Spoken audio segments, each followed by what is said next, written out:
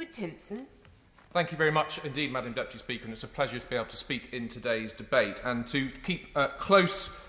to both the subject matter and the departmental responsibilities. With apologies to culture, I'll briefly touch on one digital issue, one media and one sport, each pertinent and potent to my Edinburgh constituency. First, digital, and in particular broadband and mobile coverage. And can I begin again by welcoming the government's upfront commitment to the rollout of gigabit-capable broadband across the country, not least the £5 billion pledged in the Conservative manifesto and set aside to now cover at least 85% of the country by 2025. Now, a reminder, Madam Deputy Speaker, that a gigabit is 1,000 megabits, and with the 12 megabits per second that me, my wife, my 4 children have been living with over the last year, that is a huge difference, not least for many in my rural communities, and the burgeoning economic, social and health benefits that have been amplified by COVID. And for Edinburgh, which ranks 599th out of 650 constituencies for superfast broadband coverage, and where 12% of residents receive downloads of less than 10 megabits per second, this is an ever more vital and significant infrastructure project, and one that will be truly transformative. However, it's also fair to say that there is some nervousness around the speed of delivery, borne out by looking through the spending review of 2020, the recent budget and the supplementary estimates, with now only 1.2 billion of the gigabit programme's £5 billion budget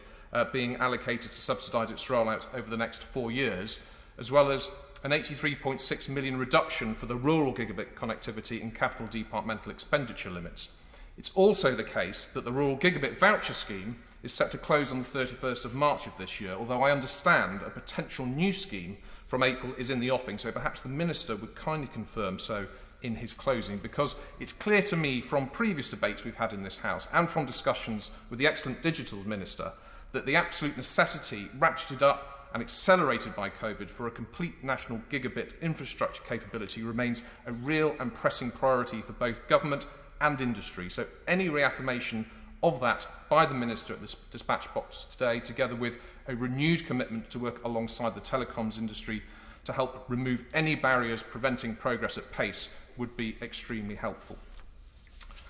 Second, media and the BBC licence fee. In June 2009, the BBC announced that free licences for all over 75s would end from the 1st of June, but implementation has been delayed to the 1st of August of last year thanks to the pandemic. And in Edinburgh, that means over 5,700 households were affected, with 1 in 7 or 814 of them elderly households still to make the necessary arrangements, meaning that they all remain at risk of sanctions. Now, clearly this is an absurd state of affairs whereby if the new system doesn't resolve itself, it will accidentally criminalise a significant number of elderly people for literally doing nothing. And despite a strong case made by Lord Botham and others for the decriminalisation of such circumstances, it is a step that the government has yet to take, but I'm sure they will return to it sooner rather than later. And